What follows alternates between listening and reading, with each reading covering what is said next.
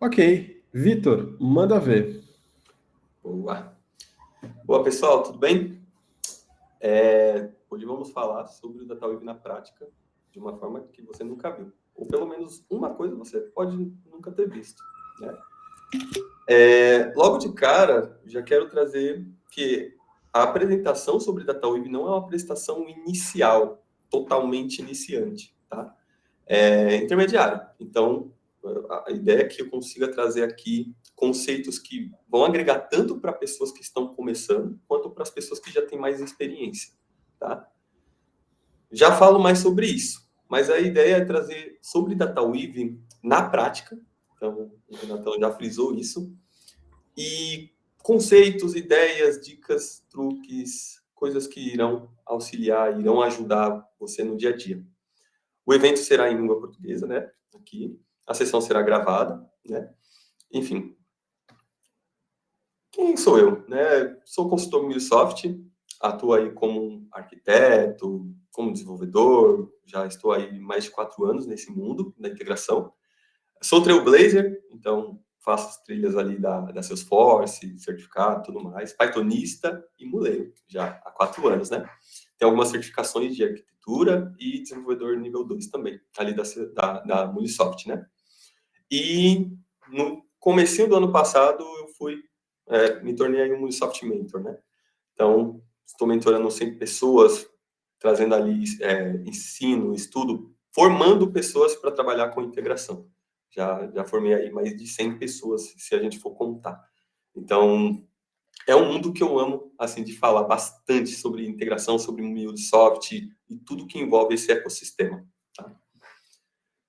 A nossa agenda, galera, a ideia é que separemos em 5 sessões. Tá? É para ser prático, DataWeave teórico, DataWeave prático rápido, prático explicado e as dicas rápidas. As dicas práticas, tá? E no finalzinho teremos ali a sessão de perguntas e respostas, mas não é impeditivo, assim como que nem o Renato trouxe, podem mandar aí as perguntas. Aproveitem, deixem todas as perguntas possíveis, tá, galera? Se eu não souber responder agora, podem me procurar depois que eu posso apoiar vocês, tá? Então é para ser prático, então bora lá. Vamos falar do DataWeave Validator. O que é o DataWeave Validator? Deixa eu preparado aqui para vocês esse link, sem perder tempo. Acesse esse link, por favor, galera. Quem conseguir acessar, manda um acessei, um sucesso, açaí, sucessinho, vai Corinthians, vai São Paulo, Palmeiras, sei lá. Quando tiver acessado, me avise. Sucessinho, ok. Pronto. Maravilha. Show de bola. O que é o DataWeave Validator, tá? É uma página que tem um único objetivo: validar o seu código DataWeave. E qual que é a proposta aqui, galera? É vocês responderem o que vocês sabem sobre DataWeave o máximo possível. Eu vou ativar um alarme aqui, um contador, 10 minutinhos para a gente conseguir responder o máximo possível dos desafios aqui. Será que vocês conseguem? Qual que será que é o nível, tudo mais. E aí tem um ponto, antes de eu ativar aqui o contador, tá, galera? Temos a saída esperada, tá? Aqui tá o Word, é uma string, um texto, tá? E aqui tá o script, uma base, um molde. Tudo que vocês vão precisar fazer é atender esse requisito aqui. Aqui, no caso, eu quero só fugir da bruxa da programação. Alguém pode me ajudar? E esse é só um exemplo. É super simples, super fácil. O que eu preciso fazer aqui no código para ter essa saída? Aqui eu tenho uma variável, aqui tenho um corpo dessa variável. O que eu preciso fazer para ter essa saída? Assim que vocês colocarem o código, se vocês souberem, se vocês não souberem, não tem problema, tá, galera? Coloquem aí, pesquisem, tudo mais. Temos 10 minutos para responder. São 4 desafios. Os desafios que vocês não conseguirem responder, eu posso passar a resposta ou no finalzinho dessa apresentação, ou deixar essas respostas em outro lugar, tá? Ponto importante, este projeto que vocês estão vendo, eu vou publicar no GitHub e depois eu vou subir um artigo lá na comunidade da Microsoft, no Another Integration Blog, lá no Medium, tá? Então, fiquem tranquilos, fiquem em paz, que vocês terão acesso a esse código. Será que eu posso começar? Quando vocês preencherem o código, galera, clique em validar, tá? Deixa eu ver aqui, pessoal. Opa, já estão aí. Calma, pessoal, calma aí. Já comecei aqui o contador. Temos 10 minutos. Todo mundo já foi? Aí, galera, tem um ponto. Eu deixei aqui um scriptzinho, um código, uma chamada, uma requisição, que vai facilitar aqui a minha gestão. Fiz assim, dessa forma, olha só. Tivemos 29 conexões e 18 pessoas foram bem-sucedidas no desafio 1. 8 pessoas falharam, ou melhor, uma pessoa pode ter falhado e depois tentou. Podem tentar quantas vezes quiser. Mandem brasa, tá, galera? Aqui é só para uma forma da gente visualizar. Ó, 30 conexões, 20 sucesso. Show de bola, galera. Show de bola. Todo mundo está com o DataWeave afiado, em dia. Tá? Posso considerar que todo mundo tá ok, ó. 21 conexões, 21 pessoas, 31 conexões e 21 pessoas acertaram. Show de bola. Para passar nesse teste aqui, simplesmente o que precisamos fazer é eu referencio a chave do meu objeto, pay.hello. Nada além disso. Mando validar aí. Válido, parabéns. Que orgulho, galera. Meu orgulho. Próximo desafio, para não perdermos tempo, é o desafio 2. Simplesmente aqui envio. E eu peço que vocês atualizem as suas páginas de vocês. E aí teremos esse outro desafio. Eu quero que o valor fique de trás para frente. O que é valor? O que é ficar de trás para frente? De cabeça para baixo? O que eu preciso fazer aqui para chegar nesse resultado? Alguém já conseguiu responder? Desafio 2? Vamos ver? Opa! Deixa eu ver aqui, ó, desafio 2. Desafio 2. Temos 2 falhas. Vamos lá, galera. Todo mundo está comigo aqui? Bora lá. E o pessoal continuou no anterior, no desafio anterior? Ó, desafio 2, tem 4 falhas. Vamos lá, galera. Esse desafio aqui, uma dica. Eu quero o valor. O valor, eu não estou falando da variável. Eu estou falando do valor do objeto. Pode confundir falando que é a variável. Talvez o erro esteja aí. O objeto, e aí é uma sacada, o objeto é feito de chave e valor. O que é a chave? O que é valor no objeto? E o que é um objeto? Tá certo? Isso é um objeto. E eu quero ele de trás para frente. Como assim? Vamos ver se já tem uma amostra considerável de respostas. 12 pessoas, ou 12 tentativas aqui, né? 6 bem-sucedidas, 6 com falha. Já caiu bastante a quantidade de pessoas que estão testando. Então, temos mais ou menos aí 6 minutinhos, 7 minutinhos. Será que alguém mais vai tentar? Vamos lá, galera. Eu acredito em vocês. Vamos lá. Coloca as skills de DataWeave em dia, galera.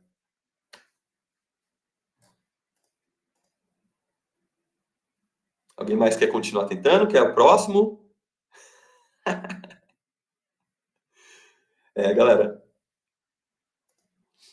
Alguém mais quer continuar tentando? Ó, 7 sucessos. Esse é um pouco mais complexo, um pouco mais complicado. Pediram um tempinho aí. E um conselho, eu não vou facilitar não, viu? Vou dificultar mais. Então, se fosse vocês, eu ganhava tempo. Estamos em 6 minutos. Ganha um tempinho aí.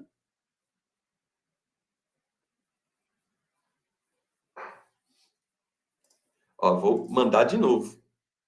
E até agora, ninguém.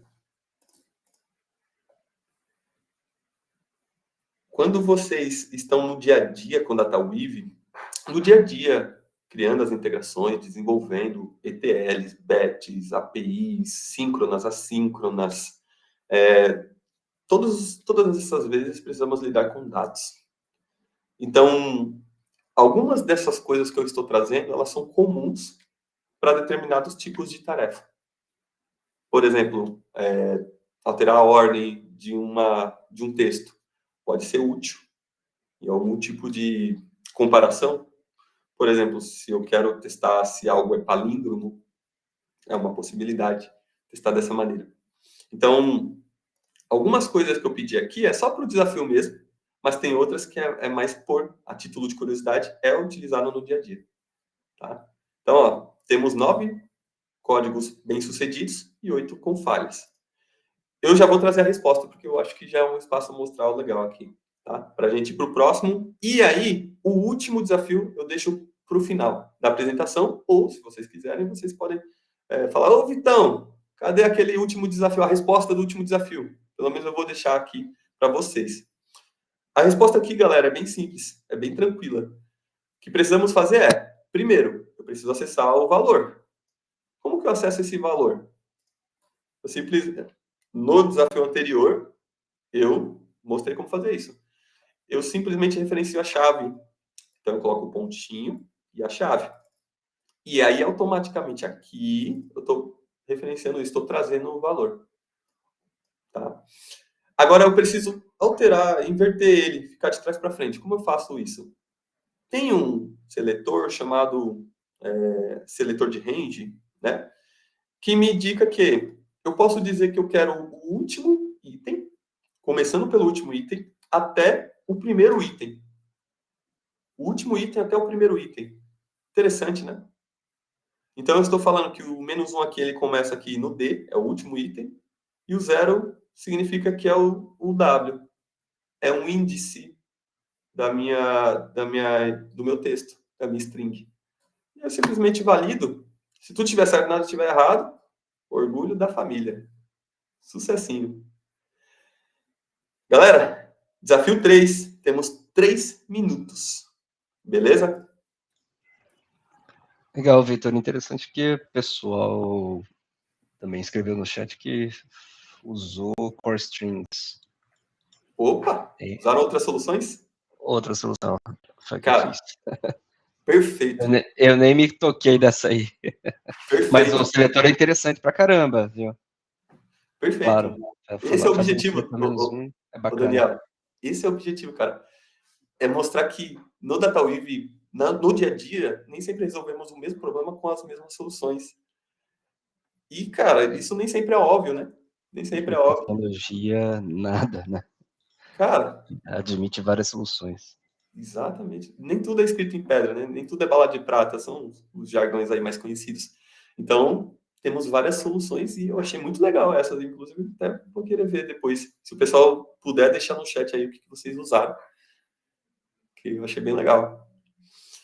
Agora, a última que eu vou apresentar aqui, mas não menos importante, tem uma última, e eu só vou mostrar para vocês. Aqui eu quero o quê? Troque a chave pelo valor. Vou deixar a descrição aqui para ficar mais fácil, né? Então, eu quero que troque a chave pelo valor. Já sabemos o que é chave, já sabemos o que é valor, tá? E eu quero que o texto da chave e do valor fiquem de trás para frente. Agora eu quero ver. Desafio 3. E aí tem um exemplo aqui da saída, né? Tem aqui, eu quero essa saída aqui, eu quero esse carinha aqui, é isso que eu espero. Vamos conferir aqui se tá tudo ok. A título de curiosidade também, galera, eu poderia ter criado uma página para essas apresentações aqui, tá? Mas eu decidi deixar dessa maneira porque fica mais fácil gerenciar, olhando como admin, né? Tem outras maneiras, tudo mais, mas para deixar mais simples, eu deixei dessa forma aqui, tá? Por isso que eu estou fazendo requisições aqui no Postman e tudo mais. Mas ficaria bem legal também se eu fizesse essa gestão numa telinha de administrador. É uma possibilidade futura de evolução, né, do projeto. Mas, aqui para a nossa dinâmica, temos, inclusive no desafio anterior, 16 pessoas foram bem-sucedidas, ou tivemos 16 tentativas bem-sucedidas e 13 tentativas com falha. Então, a galera já começou a dar uma nivelada. Para esse desafio, Olha só que legal. Já conseguimos 2 sucessos e 3 falhas. Eu confesso, esse daqui já não é o mais fácil. Tem ali alguns detalhezinhos que, se você não prestar atenção, vai acabar escorregando. E, meu povo, o prazo aconteceu. 10 minutinhos se excedeu. Eu estou marcando o tempo, galera, porque temos muita coisa que precisamos ver. Então, eu vou passar para o próximo desafio, só para vocês verem, tá? Deixa eu ver quantos. Então, tivemos 3 sucessos e 4 falhas. Caiu bastante, né? Diferente dos anteriores. Olha que interessante. À medida que o desafio foi aumentando, né? Os sucessos foram diminuindo, as falhas também, né? Inclusive, outra coisa interessante, se vocês tentarem, por exemplo, colocarem aqui só pay.hello e validarem, vai aparecer aqui o inválido, parabéns por errar. Porque se vocês errarem é porque vocês estão tentando. Se não erraram é porque vocês nem chegaram a tentar. Então, é uma dica para a vida essa daí, né? Quando você erra, você está 50% de chance mais próximo de estar do sucesso, né? Você está 50% mais próximo do sucesso. Então, parabéns por errar. Agora tenta de novo. Ó, 5 sucessos e 7 falhas. Caraca, parabéns. Galera, eu vou passar para o próximo desafio, mas guardem a vontade de resolver código desafios da Tawive. Se vocês quiserem, se sobrar tempo para a gente, eu apresento no final a solução para o último desafio. Só vou mostrar o que é esse último desafio. Tá? Também é simples, não foge muito disso, mas tem um algo a mais. Tá? Esse é o desafio 4. Então, vocês atualizam a tela. Eu quero a chave e o valor juntos. Eu quero ordenados por ordem crescente, removido as duplicatas. É só isso. Não é um desafio complexo, mas ele tem algumas pegadinhas. Se vocês não se atentarem, ele vai ficar mais complicado do que parece. Tá? Então, para a gente ganhar tempo, ao final dessa apresentação, de novo, podem me cobrar aí, me lembrar, ou também pode deixar, se não tivermos tempo, em outro momento, eu posso apresentar a solução para vocês, tá bom? Mas obrigado por participarem, galera. Ó, tivemos ao todo, olha só, uma pessoa tentou, coisa boa. Tivemos, cadê? 103 conexões. Então, quer dizer que tivemos 103 carregamentos de páginas. Isso é muito legal, ao se falar de código, se tratar de código. Tá bom, galera. Voltando aqui para a apresentação. Então, já conseguimos ter uma visão do código DataWeave. Mesmo que você não tenha um conhecimento sobre o DataWeave, ou se você já é muito experiente desenvolvendo, programando, aqui conseguimos testar um pouco o quanto a gente consegue resolver problemas simples com soluções simples, ou quanto a gente consegue resolver problemas complexos usando sistemas, funções, funcionalidades, metodologias complexas. Às vezes a gente inverte esse papel. Tem problemas simples, usamos sofisticações desnecessárias. Às vezes temos um problema complexo e acabamos usando soluções simples, o que é o melhor dos mundos. São as conhecidas soluções elegantes. Né? Ou coisa linda é ver um código pequeno, enxuto, que talvez seja recursivo, que está usando ali algumas funções básicas, que pode não quebrar porque ele é estável, ele é duradouro, enfim, e resolve o nosso problema. É elegante, né? No mundo da programação, o pessoal chama de códigos como esse como códigos elegantes. Então, deu para entender um pouco do nosso nível, se estamos enferrujados aqui, desenvolvendo o DataWeave e tudo mais. Agora, passando para a próxima fase, vamos falar do DataWeave teórico, porque não adianta nada a gente falar de prática, porque acabamos de ver na prática. Será que estamos tão legais assim com o DataWeave quanto a gente gostaria? Será que sabemos tanto mesmo do DataWeave quanto a gente gostaria? Então, vamos só entender um pouquinho, tá? Só um pouquinho de teoria. O que eu não vou abordar, galera? Eu não vou falar de tipos de dados. Não é a minha intenção, tá? Como eu disse lá no começo, não é uma prestação mais inicial. Isso irá exigir outros meetups, enfim, outros assuntos aqui também podem ser um pouco mais complexos, também outros meetups podemos abordar, tá? Então, tipos de dados, operadores matemáticos, relacionais, lógicos, anexadores, seletores, eu já falei de um aqui no momento ali do desafio, regras de precedência, importações, metadados, enfim, tem muitas outras coisas no DataWeave que se a gente abordar, perdão, valeria um meetup inteiro, tá? Cada um desses assuntos, cenários, situações, melhores usos, melhores práticas, coisas não recomendadas, tudo por aí vai. Agora, o que é o DataWeave? Cara, comecei a apresentação trazendo um desafio de DataWeave. Agora, o que é o DataWeave? O que precisamos ter na cabeça? Cara, é uma linguagem de programação funcional. O que é funcional? Existe um paradigma orientação a objeto, paradigma imperativo, procedural, orientado a eventos, orientado a aspectos, e existe o paradigma funcional. As diferenças entre eles é a maneira de se trabalhar, a maneira de se resolver problema. No paradigma funcional, resolvemos problemas com funções e funcionalidades que resolvem aquilo que precisamos. Eu estou resumindo muito, porque se for falar do paradigma funcional, teríamos um meetup inteiro, inclusive, vocês podem me cobrar também, para futuramente, em 2088, apresentar esse meetup. Estou brincando. Falar sobre este assunto, DataWeave funcional. É um dos meus... Estou trazendo um spoiler aqui de uma das apresentações que eu posso trazer aqui para vocês, tá? E o DataWeave é isso, é uma linguagem de programação funcional. Então, trabalhamos primariamente com funções. E, segundo lugar, o uso do DataWeave ia ser uma linguagem de expressão. Como assim? Expressar o quê? Parâmetros, propriedades, configurações. Na onde? Nos conectores, nos componentes, nas operações. Tá certo? Então, a ideia é trabalhar com o DataWeave para trazer valores customizados para configurações, parâmetros, argumentos, tá? Expressar um tipo de configuração diferente dependendo do momento. O DataWeave também é excelente para isso. E temos a tríade do DataWeave. Input, Script, Output, que significa que o input é a entrada dos dados, o script, o processamento dos dados, e o output é a saída dos dados. E aqui embaixo temos uma visãozinha dele, tá?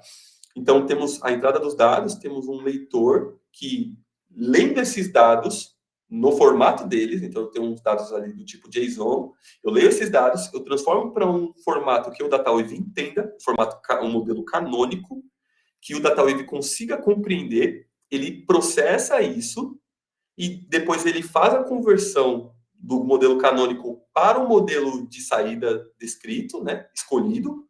Então, eu quero um JSON, eu processo isso, eu tenho um tradutor ali para o DataWeave processa isso, e tem um tradutor para a saída. E aí eu tenho um descritor, um writer, que faz essa minha escrita no modelo de saída escolhido, né? Desejado. Por exemplo, o CSV, o XML, por aí vai. Então, na prática, o DataWeave é isso. Como que o DataWeave funciona? Uma anatomia dele. Ele é separado entre cabeçalho e body. Esses são os conceitos essenciais, básicos, para compreender aqui como trabalhar com o DataWeave. Então, tudo que está acima do tracejado, galera, é cabeçalho. Tudo que está abaixo é body. Cabeçalho e corpo. Tá? Agora, uma coisa que não existe ali na documentação da Muley, mas que ao longo da minha jornada, trabalhando com DataWeave, trabalhando com MuleSoft, resolvendo problemas complexos de integração, ao descrever códigos, eu comecei a ter uma sacada, a perceber que, cara, eu não preciso decorar todos os códigos do DataWeave. Tudo que eu preciso é decorar as categorias, ou a classificação, a classe destes códigos, né? Onde eles estão, qual que é a funcionalidade, a responsabilidade principal deles. Porque assim, na hora de precisar resolver um problema, eu não preciso decorar 1000 códigos.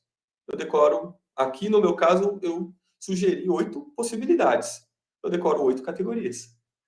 E, cara, isso faz total diferença no momento que vocês estão codificando o DataWeave. Por quê? Vocês não precisam decorar o código, vocês só precisam entender. Cara, nesse momento eu preciso resolver um problema de manipulação de dados. Então, simplesmente, até na pesquisa em Google, com inteligência artificial, na hora de conversar com inteligência artificial, né, de resolver o seu problema, o que você precisa resolver na hora que você está lá queimando os neurônios, você pensa na categoria. O que é melhor? Decorar 1000 funções diferentes ou aprender, entender e utilizar na prática 8 categorias? E aí um ponto importante. Aqui é uma sugestão minha, mas não é isso. Por exemplo, matemática eu só coloquei soma, mas existem outros. Aqui dentro de manipulação, eu coloquei manipulação de strings. Poderíamos criar outra categoria. Nada é escrito em pedra. Crie a sua categoria. E trabalhe bem isso, entenda isso, para você conseguir resolver os seus problemas. E na hora de escrever códigos complexos, não olhe função. Cara, eu preciso agora de uma variável, uma var. Eu preciso de um tipo customizado. Agora eu preciso de atualizar um campo. Agora, não olhe assim. Olha, cara, aqui eu estou resolvendo um problema de manipulação, um problema de validação, um problema de matemática. É muito mais simples. Essa sacada muda tudo. Agora vamos falar de DataWeave prático rápido. Tá, galera? O meu intuito aqui é testar cada comando de DataWeave de forma prática. Mas que comandos? Os principais comandos que estão no pacote do core do DataWeave. Então, temos ali vários comandos. Se eu fosse contar ali, se não me engano, mais de 40 comandos diferentes, funções, palavras reservadas. Só que o meu intuito aqui não é entrar no detalhe do código, nas especificidades, como que foi gerado, nada disso. É só mostrar para vocês o tipo de entrada, as características necessárias, tá? E a saída. Tanto é que eu já tenho os códigos preparados. Então, não se atenham ao código, se atenham ao o que resolve, a qual categoria se encaixa. E aqui, galera, já preparando vocês, vou levar meia hora, uns 40 minutinhos para trazer cada um desses pontos, tá? Estamos na sessão 3 da nossa apresentação. Quer aproveitar, se alguém deixou alguma dúvida, parar aqui para responder antes de entrarmos na terceira sessão, Renato e Daniel? Até agora tá tranquilo, Vitor. Pode seguir. Tem sim. Tem sim. Opa! É que o Júlio escreveu aqui isso, às 7h11, isso tem 4 minutos. Isso é muito usado no dia a dia? Quantos por cento? E Júlio, eu não entendi qual é o assunto aqui. Se você puder escrever rapidinho aí. Realmente ele está falando do próprio DataWeave, sabe? Se for, é sim. Cara, se for o DataWeave, sim. Manda ver. É sim. Assim, o que eu costumo dizer, galera, um dia também eu posso falar sobre isso melhor, né? No outro meetup. Eu olho o Muli Event como o sangue. O DataWeave podem ser. Eu até esqueci, até fugiu a palavra. As hemácias, as células de defesa, por aí vai, desse sangue. Ou seja, de defesa, de imunidade, de tudo que você imaginar. As bactérias boas, tudo que você imaginar, tá ali envolvido, cara. Então, não tem como ter projetos de integração que lidam com dados consistentemente, constantemente, assim, projetos complexos, sem ter essa linguagem de expressão, essa linguagem de transformação. Então, cara, ele está envolvido em todos os projetos, mesmo que seja só para, eu preciso de um dado para pegar daqui e jogar para lá. Bypass, né? O DataWeave está ali também. Na hora que eu seto um payload, eu estou dizendo a saída dele. Está lá o DataWeave trabalhando. Na hora que eu recebo os dados, eu tenho um Muli Event sendo gerado, do Event Source. Está ali o DataWeave também trabalhando. Então, sim. Cara, você vai usar para tudo no Microsoft. Por isso que é essencial saber o mínimo, o básico, o core, ali para você conseguir lidar com os principais desafios. Era isso? a dúvida? Era essa a dúvida? Parece que sim, já entendi, fica tranquilo. Foi a resposta do Júlio aí. Obrigado, Júlio. Boa, obrigadão, Júlio. Então, tá, galera. O que vamos falar? Então, aqui deixa eu passar rapidinho, senão vocês vão ver. Tô com os códigos. Galera, não se atenham mais uma vez, tá? Aos códigos.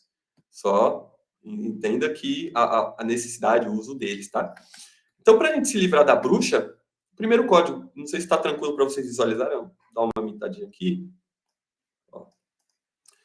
Primeiro código, galera. Então, simplesmente eu tenho uma diretiva. Para que serve, Vitor? Na prática. Cara, compatibilidade e entender a versão do DataWave que vocês estão utilizando. Tem versões antigas, que têm funcionalidades diferentes, com processamentos diferentes, estruturas diferentes por trás das cortinas. E, para entender também, essa diretiva está bem no corpo aqui, ela não é obrigatória, posso remover sem problema nenhum, não vai fazer mal, ela é só para compatibilidade e compreensão do tipo da versão que estamos usando. O output é outra diretiva, tá? Quando eu falo diretiva aqui, tudo que está no cabeçário são diretivas, elas têm palavras reservadas. Aqui no caso o output está dizendo a saída da nossa transformação, tá? E essa minha saída aqui é tipo application JSON. Se eu quisesse só deixar JSON, também funcionaria, tá bom? O tracejado é só para separar cabeçário do corpo, tá? E temos um objeto contendo a chave e o valor. Esses você já conhece. Simplesmente eu estou dizendo, cara, por favor, formata aí para mim, transforma aí para mim para um tipo JSON. E aqui está a saída, o output. Galera, eu estou usando aqui o DataWave Playground, tá? Deixa eu até minimizar um pouco aqui, melhorar um pouco mais a visualização. O DataWave Playground é uma ferramenta da própria Moodlesoft para testarmos possibilidades. Ela tem limitações, mas vocês podem testar códigos e ela é excelente para vocês conseguirem visualizar transformações mais complexas, tudo por aí vai. Só cuidado, as limitações batem em transformações pesadas, tá? Recursividade tem limite de stack, enfim, tem algumas limitações, então não vale muito a pena fazer isso aqui, mas é muito legal para vocês desenvolverem no dia a dia, tá? Próximo código, vamos falar do input. Então, eu tenho aqui uma variável de entrada, tá? Chamei ela de teste. O tipo dessa variável é CSV, já até está escrito. E aqui está o meu script. O meu script, o que ele está fazendo? Eu trouxe aqui um código novo, uma diretiva nova, um input, entrada. Então, eu estou dizendo a entrada, teste, ela é do tipo CSV, e funciona aqui a mesma coisa que está lá embaixo, eu posso deixar só CSV. E eu estou dizendo a minha propriedade, aqui no meu cabeçalho, que eu quero que o separador de entrada seja lido, lembra aquilo lá, a leitura, como ponto e vírgula.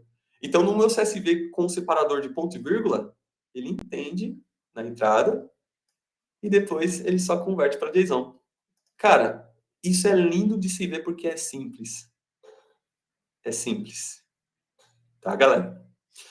Eu tenho um JSON formatado na saída bonitamente. Próximo, galera. O output. Acabei de falar para vocês.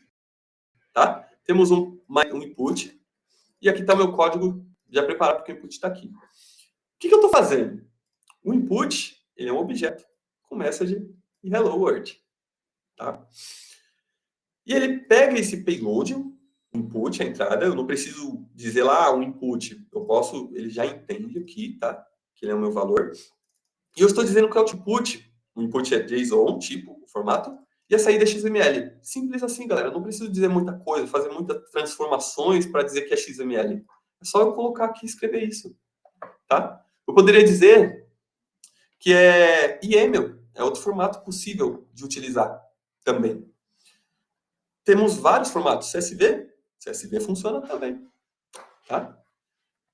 Então, aqui eu quero mostrar tipos de saídas diferentes. Variável, galera. Variável, então, uma palavra reservada utilizada é a var. Eu declaro o nome da minha variável, tá? Atribuo, aqui é o sinal de atribuição, o igual ao sinal de atribuição, uma string, uma sequência de textos. E aí eu só uso essa variável. Ela está lá enquadrada como modularização, na categoria de modularização. É excelente para vocês utilizar essas variáveis em vários lugares diferentes. Ponto importante, essas variáveis são imutáveis, mas aí deixa para outra apresentação, tá? Type of. Type of, galera, ele vai dizer o tipo do valor que eu estou testando aqui, tá? É um teste. Então, type of de hello é string. Esse é o tipo desse cara. Poderia colocar um número. O que ele vai dizer? Number. Poderia colocar null. O que ele vai dizer? É o tipo null. Tá? Galera, eu vou dar uma acelerada. Na verdade, eu estou no prazo aqui, estou no tempo, mas é para vocês entenderem que o objetivo é vocês entenderem as coisas principais de cada código. Agora eu estou falando da concatenação. Quando eu falo de concatenação, estou falando de juntar textos. Quando eu falo de juntar textos, o que eu preciso fazer para isso? Eu uso o sinal de mais, mais. Quando eu uso o sinal de mais, mais, simplesmente eu estou dizendo, olha, o que está na esquerda unifica com o que está na direita. E aí sai um açaizão para a gente, olha que beleza. Eu também tenho a possibilidade de concatenar não só textos, mas arrays. E aí eu unifico esse array como um só. É uma possibilidade bem legal, tá? De trabalhar aqui com concatenação de dados. À medida, galera, que eu posso concatenar, eu também posso desconcatenar. O contrário de concatenar. Não sei se desconcatenar é o antônimo de concatenar, mas depois pesquisem no Google e me digam aí no chat. Seguinte, eu estou removendo as letras do que está aqui na direita do que está na esquerda. Então, o meu removedor é o que está aqui na direita. Tudo que está na direita é o que vai sair. O sinal de menos, menos faz o trabalho aqui de remover daqui da esquerda. Simples assim, galera. E aqui eu estou fazendo esse processo em listas, mas eu também posso trabalhar com objetos. Então, eu estou indicando uma lista de chaves, lembra a chave e valor? Que eu quero remover. E aí eu indico o meu sinal do que eu quero remover e simplesmente removo a chave. Bonito. Sobra para mim o color black. Tá? Também eu posso fazer isso com o objeto. Isso é legal também. Então eu indico aqui chave e valor e ele remove exatamente aquela chave e valor. Se eu colocasse Apple 2, não removeria. Isso também é muito legal quando eu quero remover de uma forma específica. Tá? E o Israel comentou aqui, belo comentário, Israel, diferença de conjuntos. É bem por aí. Perfeito. Perfeito. Essa é mais uma forma da gente olhar para o código da Taweave. O mundo da programação é legal, como dissemos lá no começo, não existe uma solução para uma solução só para o mesmo problema. Podem existir várias soluções. Mas também podem existir vários problemas para uma solução, né? Mas aí estamos entrando em outra seara. Acontece que, se a gente olhar para o DataWeave também separando como conjuntos, existem funções, por exemplo, o pacote de arrays, que nos ajudam a trabalhar com conjuntos. É uma coisa muito legal, isso também valeria um meetup inteiro para falar. Tem várias outras funções que trabalham ali no teorema, na teoria dos conjuntos, né? Na prática, né? Enfim. Falamos agora, do menos menos, né? Do subtractor. Agora vamos falar do interpolação de string. O interpolador de string, então, ele é bem simples de entender. Eu simplesmente declarei aqui uma variável legal e eu estou interpolando uma string. O que é interpolar? Eu estou dizendo, cara, string, o variável, é para você aparecer aqui e é para você ser lida aqui. Como que a gente faz isso? Simplesmente usamos essa sintaxe. Cifrão, parênteses, né? Abre e fecha parênteses e colocamos a variável. Você vê que até fica com uma corzinha diferente aqui. E aqui entra um conceito muito importante. No DataWeave, vocês sabiam que dava para usar emoji? Para mim isso é demais. Não sei para vocês, mas eu fico, toda vez que eu vejo um emojizinho aqui, eu fico impressionado. Dá para usar e validar coisas com emojis também. Só não coloque em código produtivo, porque aí se o chefe pega, dá problema. Mas bora lá, galera. Então vamos falar de funções. Vocês estão vendo, né? Eu estou passando tudo que é do dia a dia. É o que usamos no dia a dia. Às vezes tem coisas que você... O menos menos, por exemplo, nem sempre é tão utilizado. Mas depende do problema. né? Então, quando fala de função, tem uma coisa que um amigo meu falou, o Hélio, nem sei se ele está nessa agenda, dos nossos estudos, ele falou assim, ó, flecha não é legal. Flecha não é legal. Por quê? Porque funções são legais. E por que funções são legais? Porque funções têm essa sintaxe. Fun. Fun significa divertido. No inglês, eu acho que é o pé da letra, significa divertido. Então, funções são legais. O que eu estou falando aqui, galera, pode parecer besteira, mas é um mnemônico. É uma forma de vocês lembrarem de como isso são para pessoas mais iniciantes no mundo do DataWiz, tá? É uma forma de vocês lembrarem quando criar funções, como criar funções, como que é a sintaxe, e como usar lá expressões lambdas, que é uma outra forma de declarar função sem assinatura. Flechas não são legais, quer dizer que para fazer funções não usamos flechas, usamos igual. Para separar a assinatura da função, então a função tem um nome, tem os parâmetros, aqui eu posso declarar um tipo e eu posso declarar um valor default de entrada. E depois do igual, flecha não é legal, certo? Então eu não uso flechas na função. Eu uso igual. E aqui do lado do igual é o corpo da função. E aí simplesmente eu faço o que eu preciso fazer e modularizo ela e reutilizo na hora que eu precisar. E aqui eu estou passando como argumento Victor. Ele só aceita um argumento do tipo string, tá? E eu estou chamando essa função. E ele sai Victor Nice. Agora, se eu não passasse nenhum parâmetro, iria aparecer Max Nice. Por quê? É o valor default. Se não tem nenhum parâmetro, se esse cara é nulo, se não tem nada preenchido, ele usa o valor default. Isso é muito legal para várias utilidades, várias coisas no dia a dia, quando precisamos usar funções, escalar, utilizar funções diferentes, funções alinhadas, com comportamentos diferentes. Então, tem algumas coisas bem legais aqui, tá, galera? Mas guardem isso. Flecha não é legal. Próxima, lambda. Agora se vocês não pegaram a referência, agora vocês pegam. Olha a flecha aqui. Essa é a flecha. Se estamos usando a flecha, que é o sinal hífen e o maior que, então não declaramos como fun. Estamos fazendo a declaração de uma expressão lambda.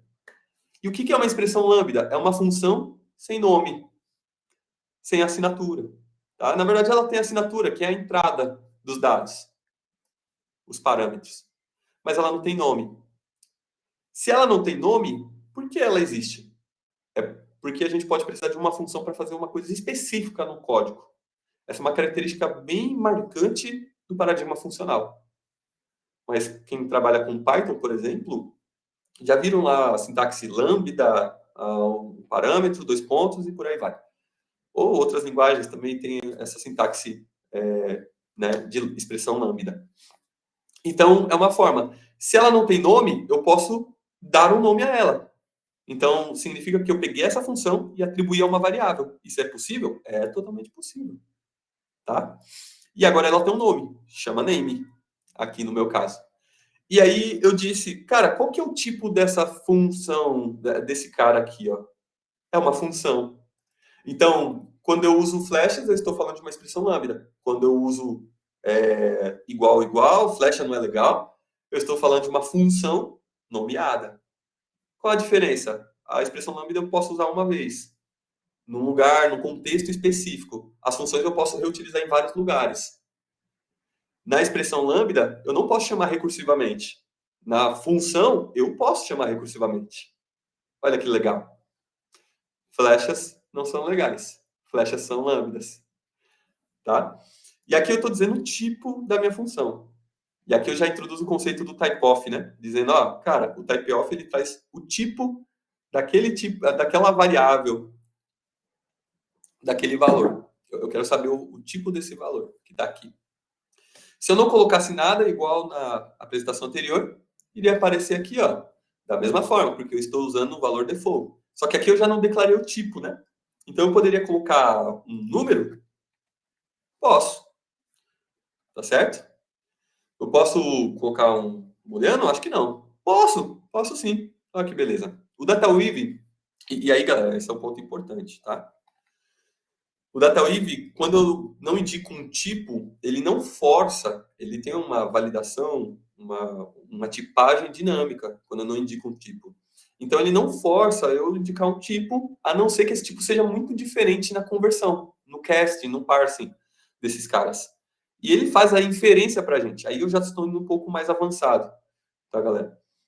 Então, ele faz a inferência para a gente. Cara, então isso aqui, ó, é para concatenar com um texto. Se é para concatenar com um texto, ele faz um quê? Ele converte esse cara, se eu colocar o mouse aqui em cima, ele está fazendo a coerção do true para string. Ele está falando que true agora é string, não booleano. E perfeito. Ele faz isso para a gente automaticamente, mas tem que tomar cuidado, porque isso é a causa de muitas quebras em transformações complexas, tá? E, por fim, eu posso colocar o valor. Então, isso aí, nice, mulher legal. Tá, galera? Próximo. Muito conhecido também, muito utilizado, galera. Eu tenho uma variável chamada count, que está com valor Brasil. É um texto. E aí ela está validando aqui num if. Galera, eu tentei deixar o mais simples possível. É uma condicional. Aqui ele está no escopo, no condicional, tá? Na categoria condicional. Então, o if, o country, ele é igual à Argentina? Se sim, ele vai trazer olá. Meu argentinês não tá tão bom, não. Não tá em dia. Então, o else if, então, ele é Brasil, então ele traz olá. Else, então, desculpa, não conheço esse país, não. Se eu colocar aqui Brasil 80, não conhece esse país. Então, o if, ele já faz esse desvio condicional para a gente, trazendo aqui, melhorando ainda mais o nosso fluxo. Só que, galera, percebam um detalhe. Todos os momentos, eu tenho apenas uma saída no body. Uma saída. Eu não posso ter 3 saídas ao mesmo tempo. Que nem no Python, por exemplo, eu posso criar 3 saídas ali. Aí, no final das contas, eles viram um array. Estou usando o Python aqui como exemplo, porque talvez a sintaxe seja um pouco parecida, tá? Eu não preciso colocar ponto e vírgula no JavaScript, apesar que o JavaScript também tem aí algumas melhorias nesse ponto. Ou, enfim, eu estou causando uma treta em outras comunidades. Me desculpem outras comunidades, vamos falar da nossa. Então, galera, uma saída apenas, tá? Eu não posso, no corpo, apresentar várias saídas diferentes. A não ser que eu esteja trabalhando isso de forma condicional. Mas tem que tomar o cuidado. Pelo DataWeave ser de um paradigma, ter no sangue, no core, um paradigma funcional, precisamos evitar uma das coisas que infringem o paradigma funcional, que são saídas impuras. Ou seja, eu não posso ficar tendo saídas diferentes com entradas iguais. Então, eu trouxe lá uma entrada do tipo Brasil, uma hora ele traz Argentina, outra hora ele não conhece o país, outra hora ele traz Brasil. Isso aí não pode existir no DataWeave. Tem que tomar muito cuidado. Tá certo? E aí, vamos falar de import. Galera, numa das apresentações Meetup do Daniel Mirilli, e aí é uma homenagem aí para o Daniel Mirilli, né? Ele trouxe esse código, né, Mirilli? Cara, esse código é sensacional, eu achei muito legal. Para verificar, para testar o tempo que a sua função está levando para fazer determinada transformação, podemos utilizar, importar esse código, que já existe na Multisoft, tá? Do módulo útil, tá lá. A nossa classe, o nosso arquivo, tá? Onde tem as funções. A função time. Simplesmente eu faço essa referência. Poderia importar tudo que está lá? Poderia, só coloco a estrela. Eu precisaria fazer essa sintaxe? Não, não preciso. Eu posso fazer simplesmente isso. E eu acho, talvez, isso vocês não sabiam que era possível. Opa, fiz alguma coisa errada aqui. Agora eu espero fazer certo e pronto. Talvez isso vocês não sabiam que era possível. Eu não preciso importar para usar. Eu simplesmente só referencio. Só que aqui fica feioso, como diria meu amigo Ronaldo. Isso fica feioso.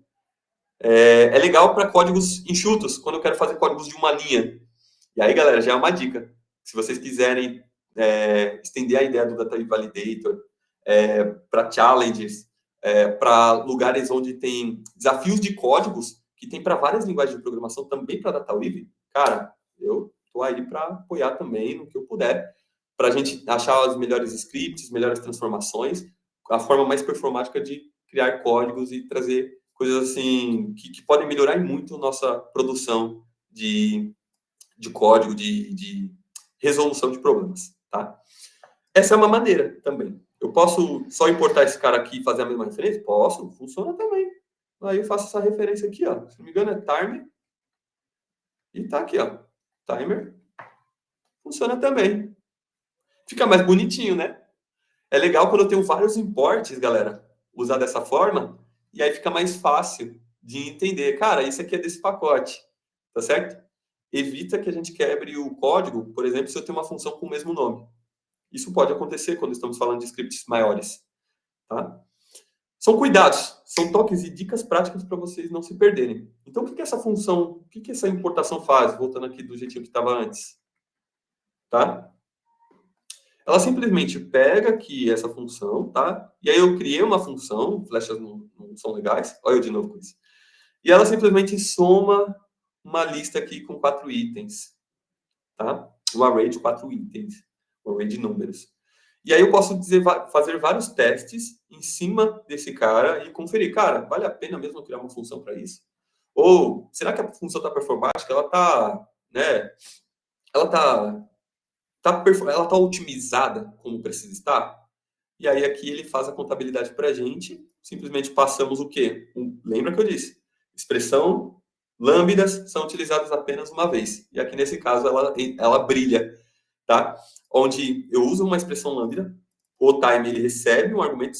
E aí tá outra dica muito legal, galera. Quando vocês não sabem a descrição de um código aqui no Data Playground, só colocar o mouse em cima. Deixa eu colocar aqui mais para baixo. Ó, eu posso minimizar também, outra dica legal. Colocar o mouse em cima que ele traz aqui, ó, toda a descrição. Coloca o mouse em cima e arrasta o mouse e já traz a descrição do que aquele código faz pra gente. Cara, vocês vão acelerar muito o desenvolvimento de vocês e o aprendizado no DataWeave. Só pegando esses toquezinhos, tá? E aí, ele recebe uma expressão lambda, o argumento dele, o parâmetro, ele espera uma função e passamos uma expressão lambda como um argumento. E aí que estamos fazendo referência dessa função e simplesmente o time faz a contabilidade. Cara, o tempo que iniciou, o tempo que finalizou e o tempo, o resultado, a saída, tá? Se ele está de acordo. É excelente para a gente entender otimização, entender performance, fazer otimizações, enfim, é muito legal. Então, obrigado aí, Daniel, por apresentar, porque essa daí eu vi no seu meetup. Próxima, mas não menos importante. O exempt. Galera, o exempt é uma função importantíssima. Galera. Porque quando estamos falando de streaming, eu estou indo agora para um pouco mais avançado, usar size-off é problemático. Agora, usar o exempt é sucesso. O exempt ele vai dizer se um item está vazio ou não. Tá? E esse item pode ser, ele recebe como parâmetro um argumento, um item, um parâmetro, e pode ser uma lista. Tá vazio? E aí outra dica, galera. Ele está perguntando, tá vazio? Se sim, ele vai retornar true. Se não, é false. Então enxergue quando você vê um is alguma coisa como pergunta. Está vazio? Sim. Então ele vai retornar true. Por que isso? Por que eu estou frisando isso, tá, galera?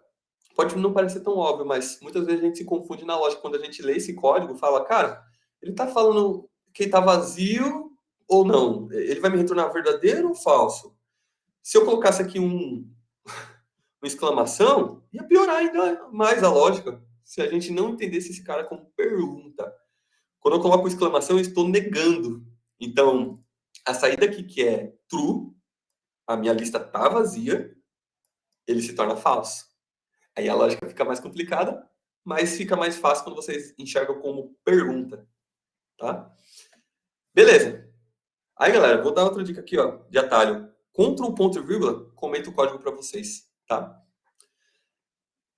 O exempt também ele vale para uma string. Se ela não tiver nada lá dentro, ela tá vazia, tá? Ela retorna como true. Objeto é a mesma coisa. Se eu colocar aqui chave valor, A é igual a arroz, string, né? Falso. Então ele não está vazio, está preenchido. Só que assim ele fica vazio. O nulo é vazio ou falso? Vazio. É vazio ou preenchido? Vazio. E quando eu tenho um array preenchido, ele retorna falso. Está vazio? Não. Falso. Tá? Próximo, galera. Size of.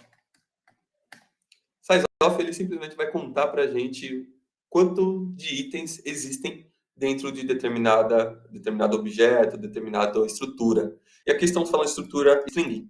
Temos 5 itens. Tá? A lista vazia, 0 itens. O objeto, ele vai contar as chaves, 3 itens. Nulo, ele vai retornar nulo. E o 0, ele retorna 1. Olha que interessante, né? Muito show isso. Próxima. O ends with. Ele vai verificar, ele vai dizer true ou false, tá? É uma verificação. Se ele finaliza com a letra A. Victor termina com A? Não. Victoria termina, tá? Victor termina com Thor? Termina.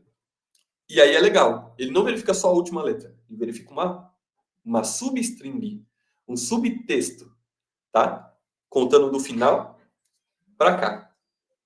Tá, galera? Próxima. Contains. Contains, ele verifica se tem a letra A no meu nome, por exemplo. Não tem. Então é falso. Contains também verifica listas. A amarelinha está nessa lista, nesse array? Está. Então é true. E ele verifica rejects, ou regex, como o pessoal fala para ele.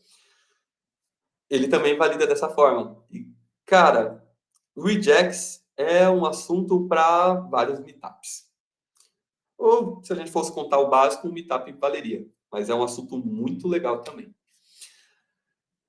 Então, dá para a gente trabalhar com rejects. Aqui, no caso, eu estou verificando se a letra T ou a letra Y está aqui nesse texto. T ou Y. Se tivesse um dos dois, ele daria true. Por exemplo, se eu colocasse um Y aqui. Tá? O map. O famigerado map. Quando eu uso essa sintaxe, galera, o que eu estou falando? Já vimos a expressão lambda, certo? Olha uma expressão lambda aqui. Já vimos o que é uma lista, um array. Já vimos o que é um map. A função é uma função do core da MuleSoft. Então, o que ele está fazendo? Ele recebe como uma entrada um array, um map. Ele tem 2 parâmetros, mas um a gente pode deixar subtendido. O segundo é o index, tá? Mas podemos esconder ele. O primeiro parâmetro é o item, o segundo é o índice. E ele vai passar por cada item para mim e eu posso processar cada um desses itens. Então, eu estou fazendo aqui, eu estou multiplicando cada um desses números pelo pi aproximado. Então, vai lá, 3, 14 e por aí vai. Eu estou processando cada um desses itens. Isso através de uma expressão lambda. E, galera, olha que interessante. Eu posso chamar o map dessa mesma forma, sem ser com expressão lambda daquela sintaxe. Essa sintaxe que eu estou utilizando é uma sintaxe chamada sintaxe direta. Essa sintaxe é a sintaxe tradicional. Sintaxe de função. A gente já viu isso antes, lá no exempt, no sizeof. Tá? É a mesma coisa. São 2 parâmetros que o map recebe. É uma função. E ele recebe o primeiro parâmetro, é um array. O segundo parâmetro é uma função lambda. Ou uma função nomeada também. Eu posso passar aqui. Legal, né? Não sei se vocês sabiam dessa. Mas não para por aí. Dá para a gente ainda facilitar ainda mais. Para alguns é dificultar, mas para a MuleSoft, olhando com o olhar de que nós estamos resolvendo problemas complexos, cara, isso facilita muito. Qual que é a mentalidade de olhar essa sintaxe? Essa sintaxe, ela é chamada como sintaxe implícita, tá? Por que implícita? Porque eu não estou dizendo quais são os parâmetros, não estou nomeando eles, como está aqui. Eu não estou escondendo eles de alguma forma, e aí eu não consigo usar eles. eu não estou indicando eles aqui, eu não estou usando como uma função tradicional ou direta. Eu estou usando como uma sintaxe simplista. E a sintaxe simplista, ela consiste de... Cara, se eu quero o item do meu map para processar eles, simplesmente eu indico como dólar, como cifrão. Esse é o item. Então, a cada iteração, são 3 iterações, ele vai lá, pega o dólar e troca por 1. Tá? É uma forma mais simplificada de resolver problemas complexos. Se eu colocar 2 cifrões, cifrões ou cifrões? Dúvida. Ele tá... Cifrões. Cifrex. Nem para mim, nem para você. Então, se eu colocar 2 cifrões, ele vai multiplicar o índice. E o índice é 0, por isso que 0 multiplicado por 8,89 é 0. 1 e 2. Tá? Os arrays no DataWeave são zero-like, ou, enfim, eles começam por 0. Tá? Tira o vezes, ou comenta essa parte do vezes aí, só pra gente ver, por favor. Com certeza. Aí foi. Então, aqui são os índices, e aqui são os valores. Então, 1, 2, 3 é o valor, 1, 2, 3, e 2 cifrões é o índice, 0, 1 e 2. Tá? Então, aqui é muito legal ter essa visão, tá, galera, da sintaxe simplista. E, galera, se a gente quiser explorar isso aqui, vocês podem me falar comigo também no finalzinho da apresentação, eu posso mostrar como a gente cria uma função dessa assim, customizada que faça isso. E é simples, galera, vocês vão ficar abismados quão simples é possível a gente usar essa função, criar essa função aqui no DataWeave. E, assim, eu estou falando, enquanto eu estava falando aqui, eu poderia ter criado, mas deixa para a próxima. Vamos para lá. Beleza, mas a Raquel escreveu aqui, excelente explicação. Maravilha, Raquel. Obrigado. Obrigado, viu, Raquel? Obrigado mesmo. Então, próxima. Objeto. O objeto ele tem 3 itens, 3 chaves, né? A, B, C, e tem 3 valores. Tá? Essa é a minha variável. E aqui estamos com o primeiro mapeamento. O que eu estou falando? Eu tenho uma função chamada MapObject, que ele recebe como entrada, lembra lá, a tríade do DataWeave. Input. Ele recebe um objeto. MapObject, ele recebe objeto. A saída é um objeto. No map é a mesma coisa, galera. Ele recebe um array e a saída é um array. Tá? No MapObject, objeto, saída é objeto. Lembra aqui, ó, temos 3... Agora, diferente do map, temos 3 entradas. 3 parâmetros que podemos utilizar como uma expressão lambda. Isso tudo é uma expressão lambda. Lembre-se que eu disse, expressão lambda são usadas praticamente em tudo de uma forma específica, isolada. Tá? E aí, beleza, o que ele tem? O primeiro item é o valor. O primeiro parâmetro, tá? 1, 2, 3. Segundo item é a chave. Então, no momento que o valor é 1, a chave é A. E o terceiro item aqui, o terceiro parâmetro, é o índice. 0, 1 e 2. Eles também contam o objeto como índices, começando por 0. Isso é muito legal. O que eu fiz aqui simplesmente nessa expressão lambda? Vou deixar mais claro aqui, para ficar mais fácil de visualizar. Eu tenho o meu valor dentro de parênteses, tá? Lembrem só, o valor era 1, 2, 3. Eu inverti a ordem. O valor agora se tornou a chave. E quando eu faço esse tipo de sintaxe, eu coloco aqui o parênteses. Para ele ler esse valor e não entender que o texto é valor. Senão ele vai ficar com o texto como value e não a variável. Isso que é interessante. Primeiro ele vai avaliar o valor, ou seja, ele vai trocar o valor pelo número. Então, quando eu coloco os parênteses, o value aqui nesse momento é 1, depois é 2, depois é 3.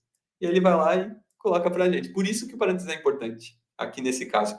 Quando vocês querem fazer a substituição entre chaves e valores. Ou querem indicar uma chave customizada, uma chave, enfim, diferente. E aí, depois, do outro lado aqui, eu estou fazendo concatenação entre o meu índice e a minha chave. Perceba que está verdinho aqui, porque está verdinho. Galera, dica importante. Sempre quando vocês perceberem algo do tipo, é o DataWeave tentando ser seu amigo. Ô, meu querido, vamos resolver esse probleminha? Eu tentei aqui dar os meus pulos, mas tem problemas na vida que é você que é o responsável, não é comigo, não. Ele vai fazer o possível para ser seu amigo, mas tem momentos que é você que resolve. E nesse caso, aqui o Dr. Web está sendo nosso amigo. Olha que legal. O número para string, ele está fazendo a coerção, a autocoerção para a gente. Tá? Por quê? O index é um número. A chave aqui é um tipo diferente. Se eu colocar aqui typeof, já vimos isso antes. O tipo não é string, é key. Então, se eu precisar fazer algum tipo de validação, vai dar problema. Tá? Então, tomar muito cuidado com isso. E aí, galera, fechando aqui, dá para a gente usar a sintaxe implícita da mesma maneira. Então, ó, 3 cifrões, olha o cifrão, é o index. Tá? Um cifrão é o valor. 2 cifrões é a chave. Da mesma maneira. Tá? E, facilitando ainda mais, lembra que eu disse, interpolação de strings. Para vocês verem que eu consigo reduzir ainda mais o código. Ao invés de deixar um código grandão, códigozão, eu deixo um codiguinho. Codiguinho. Tá aqui. Super simples. Sintaxe limpa, enxuta, só que vocês precisam ter um conhecimento pré-estabelecido, que é a sintaxe implícita, é a concatenação de string. Então, aqui dentro eu só coloquei string, usei o cifrão com os parênteses. O DataWeave é inteligente, ele vai entender que não estamos falando dos valores dos alias, tá? São chamados de alias, tá? Um cifrão é o alias do valor. 2 cifrões é o alias ou da chave ou do index. E por aí vai, depende da função que você está usando, tá?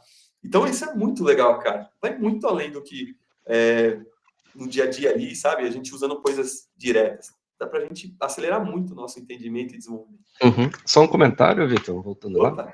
O número de cifrões é exatamente, se alguém não percebeu antes, a ordem dos parâmetros. Exatamente. E aí é importante, galera, guardem. E aí, quando vocês forem criar, uma dica importante, né? Nisso que o Daniel trouxe. Quando forem criar funções customizadas que tenham esse comportamento de usar uma sintaxe mais limpa e direta, tentem seguir essa ordem. Porque é um conhecimento pré-estabelecido. Cara, sempre um cifrão, estamos falando de valor. 2 cifrões é chave, ou pode ser um index, se estamos falando de 2 argumentos ou 3 argumentos. Então, é um conhecimento pré-estabelecido que facilita o uso da função customizada ou da extensão que você criar. Então, é uma dica assim que pode estender muito o nosso trabalho com códigos DataWeave, transformações complexas e por aí vai. É uma boa sacada, viu, Daniel? Obrigado, cara. E aí, galera? Filter. Galera, ó, temos essa lista inteira. Eu vou acelerar mais um pouquinho, mas eu garanto, fiquem até o final, não fujam, não saiam, a não ser que vocês tenham coisas importantes, e eu vou super compreender pelo preço de uma caixa de açaí de cada pessoa, sem problema nenhum, totalmente compreensível, sabe? Sem interesses nenhum. Então, mas fiquem até o final que vai valer a pena. Temos alguns detalhes também que vai ajudar muito vocês no dia a dia, tá? Então, fica até o final, sem dar spoilers. Galera, filter, outra função super comum. O que ela recebe? Ela recebe uma lista. Tem uma lista de frutas. Alicate é uma fruta muito peculiar, né? Então, tem uma lista, um array. O filter, ele recebe array e ele cospe, ele joga, ele retorna array. Tá? Ou listas. E a título de curiosidade, galera, qual a diferença de array e listas, né? Quando estamos falando de array, isso, metade do mundo concorda com isso, né? Quando estamos falando de array, estamos falando de itens do mesmo tipo, ali, né? Encadeados em dimensão 1, tá? Ou várias dimensões também, depende do ponto de vista. Aí estamos falando de matrix. Mas array são itens do mesmo tipo. Listas podem ser itens de tipos diferentes. Então, é só uma definição simples aqui. Então, se eu fosse olhar para esse cara aqui, não é uma lista, é um array. Mas vamos facilitar. Vamos ser práticos. Lista. Recebe o filter recebe uma lista e ele solta uma lista. Mas do quê? O nome é filter, filtro. Outra dica importante, o nome vai dizer muito do que ele faz, do que ele é. tá? Então, o filtro quer dizer que ele recebe ali uma quantidade maior e deixa passar uma quantidade menor. O filtro, lembra lá dos filtros de barro, que você toma aquela água geladinha quando tá aquele calorzão. Bom demais da conta, inclusive. E aí, tá aqui. O que é isso, Vitor? O que é isso que estamos vendo aqui? Estamos vendo uma expressão lambda, uma expressão anônima. Uma forma de... uma sintaxe anônima de usar o filter, igual no map object. Tá? Então, simplesmente eu estou dizendo que o cifrão, um cifrão, e aí a gente, um conhecimento pré-estabelecido é o valor, tá? Então, o valor uva, ele tem que finalizar com A. E o que tem de retorno? Uva, pera, maçã, salada mista, e por aí vai. Estou até cantando, né? Então, ele vai sair sempre na condição que estamos indicando. Dica importante. O que é verdadeiro fica. O que é falso sai. E eu não estou falando só de DataWeave, viu, galera? Estou falando de vida. O que é verdadeiro fica, o que é falso sai. Olha que coisa boa. Essa é a mentalidade quando vocês olham para o filter. Recebe uma lista, sai uma lista, o que é verdadeiro fica, o que é falso sai. Fica onde? Fica para a próxima etapa, para ser processado. Isso é muito legal, tá? Quando estamos trabalhando com alta volumetria de dados, ou enfim, com dados que precisam ser trabalhados de uma forma específica, por aí vai, tá? O ends with é só uma forma de usar ele, tem várias maneiras. O importante é que o resultado aqui tem que ser true ou false. Esse é o importante. O que é true, fica. O que é falso, sai. Tá? E aí, galera, temos outro detalhe. Então, eu estou falando que eu quero os índices, 2 cifrões, maior que 5. 5 o quê? É o índice. Então, 0, 1, 2, 3, 4, 5. O que sobra é maior. Então, 6, 7 e 8 são maiores que 5. Então, eles ficam. Arroz, açaí, caramelo. Tá? Filter Hello World. Então, estou fazendo aqui uma expressão muito louca. Eu estou falando que o índice, então o índice é 0, 1, 2, 3, tá? A posição aqui dos itens. Mod 2, resto 2. Se o resto desse índice for 2, ele né? Se for igual a 0, tá? O item, o índice, modulado ali por 2, é igual a 0, ele fica. E o que é igual a 2, tá? Igual a 0 aqui. Mod 2 igual a 0. É par, tudo que é par. Então, 0 é par, E não é par. L é par, outro L não é par. Tá? Essa é uma forma de lógica de programação da gente trabalhar, de resolver esse problema. Tá? E de uma forma matemática de se trabalhar. O filter também ele trabalha no nu. Então, se eu receber um parâmetro ali, uma lista vazia, ele recebe uma lista, mas também aqui eu passei um texto. Tá? Ele funciona também. Se eu passar um nulo, ele também vai trabalhar. Mas ele não tem nada a processar. Então, ele vai retornar nulo. Tá? Mesmo que eu faça algum processamento aqui. É muito legal saber disso, porque tem casos complexos que precisamos tratar o nulo. Esse é um desses casos complexos. Tá? Galera, tá acabando. Galera, volta aqui para a tela. Eu sei que vocês estão vendo aí vídeos de passarinho, memes de passarinho, enfim. Mas volta aqui para a tela. Quantas vezes vocês usaram Reduce na vida? Eu não sei vocês. Eu já usei algumas vezes e eu falo. Ô, Vitor, deixa eu só pegar aqui o Gabriel. Claro. Já comentou aqui, excelente apresentação, Mr. Vitor Gomes. Obrigado, hein, Gabriel. Uma coisa que tem me ajudado e comecei a usar recentemente foi estabelecer o escopo de variáveis usando o do. Acho que é pouco explorado por aqui. Vou chegar lá, viu? E eu concordo. É pouco explorado, cara. Total. E obrigado pelo comentário. Então, dá uma olhada. Quantas vezes usamos Reduce na vida, né, cara? Eu usei poucas vezes e todas as vezes que eu preciso usar, eu sempre pesquiso consultar, porque ele é um pouco confuso e complexo, tá? Eu admito. Mas vamos descomplicar um pouco isso na prática. Qual que é a prática? Então, eu tenho uma lista de frutas top. As melhores frutas. A minha preferida é o pavê. Ó, que coisa boa. Fruta top. Dá sabe, uma árvore rara chamada, enfim, finais de anos.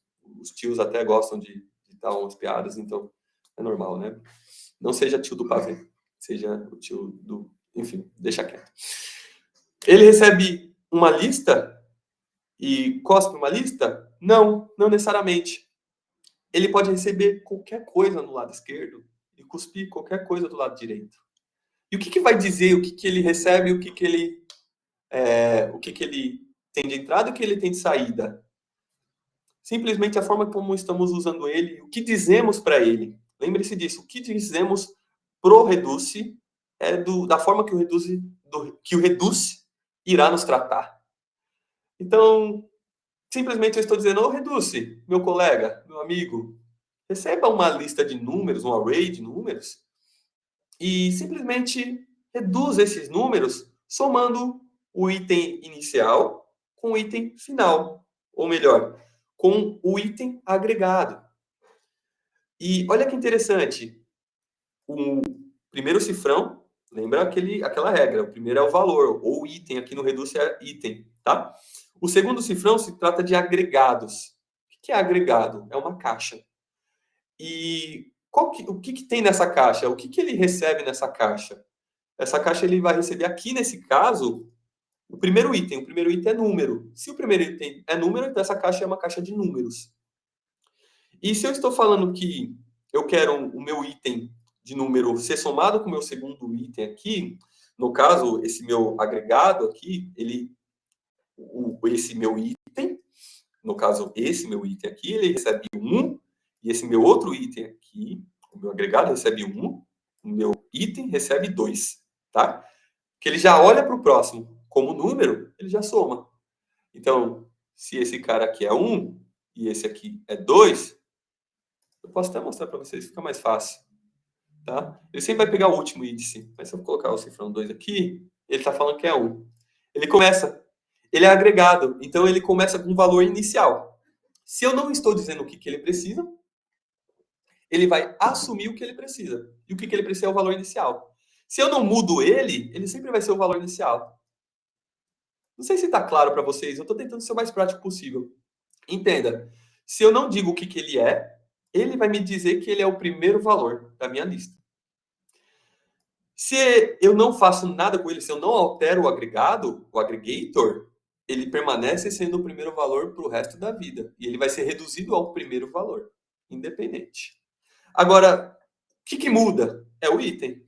O item aqui, para mim, está sendo representado como cifrão. Ele muda. Então, a cada iteração, tá? Primeira iteração, cifrão é 1, o cifrão é o 2.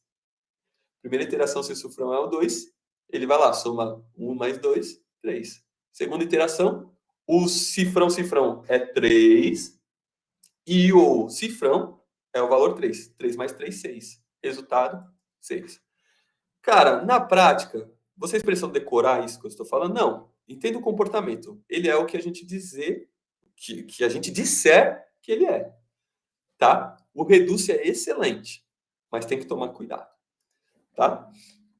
Então, por exemplo, eu usei aqui a sintaxe simplista para o Reduce, mas dá para usar para a sintaxe, né, direta ali, usando uma expressão lambda, sem problema nenhum. Fica até mais fácil de ver o que está acontecendo aqui, né? Eu até confesso, muitas vezes eu uso essa sintaxe. O que está acontecendo aqui, galera, na prática eu tenho um agregado, o valor desse agregado se torna o meu texto, né, o aggregator, e depois vem um pavê. Então, abacate, o agregado é abacate, o item é pavê, eu só concateno com uma vírgula. E aí ele vai fazendo essa iteração, adicionando cada item que vai mudando à medida que a iteração vai acontecendo. Tá certo? Diga lá. Pode prosseguir, Vitor. Pode? Boa. Então temos aqui dizendo, lembra que eu disse, o Reduce é o que a gente disse que ele é. Então ele é um item. Então a entrada, são duas entradas, item e aggregator. Duas entradas na expressão lambda. Se eu disser que o aggregator é um texto, começa como pipoca, ele começa com pipoca, em seguida ele continua iterando pela minha lista. Perceba, pipoca é o primeiro item, porque é o que a gente disse que ele é. E em seguida ele só foi concatenando os itens, tá? aggregator, começa ali, pipoca, vírgula. E olha que interessante, eu estou separando cada item com vírgula. Isso é muito legal. Galera, aqui também eu posso dizer que agregado ele é um objeto, começa como objeto. E olha que interessante, eu tenho uma lista, eu converti no objeto. O Reduce é excelente para fazer esse tipo de conversão, só que não é tão claro, muitas vezes, que isso está acontecendo, tá? Por isso tem que ficar de olho. Aqui eu estou dizendo, cara, eu quero que você, aggregator, seja um objeto. É isso que ele vai ser no final, para a gente, tá? E aí ele vai lá recebendo os meus itens como objeto. Então, eu tenho um valor aqui, né, de item, abacate e tal, e aí eu altero a ordem desse abacate, etacaba, evap, tudo mais, tá? Beleza. E se eu quiser realmente fazer algum tipo de filtro, posso fazer? Posso. Olha que legal. Igual tem lá no filter. Eu criei um filter customizado com Reduce. Simplesmente disse que o meu aggregator é uma lista e eu só adicionei na lista aquilo que está de acordo com a minha condicional, tá? Que contém T. Se tem T, está na lista. Abacate e batata. Frutas excelentes. Tá bom, galera? Vitor, só dar um recadinho aqui. Fique até o final, que a gente vai fazer uma coisa diferente no final. Fora o açaí que o Vitor falou que vai dar para cada um que ficar, né, Vitor? Essa parte é brincadeira, tá?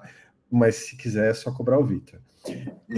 No final, eu já estou avisando agora, porque daí você já vai penteando o cabelo, já vai botando uma camiseta, né? No final, a gente vai fazer aqui uma foto.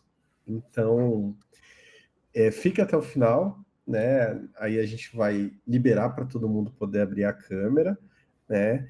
E aí você vai ter a oportunidade aí de sair na foto. Então dá tempo aí de pentear o cabelo, botar a camisa. Manda ver aí, Vitor. Aproveitem, galera. Bom demais. Boa, obrigado, Renatão. Próxima é o Plug. Plug, galera, simplesmente uma função incrível. Eu gosto muito do Plug. Ele recebe um objeto e retorna uma lista para a gente. Essa é a responsabilidade do Plug. Objeto, lista. Tá? E aí eu simplesmente indico, vocês já estão cabeludos de saber, que eu tenho aqui uma expressão lambda do outro lado, né?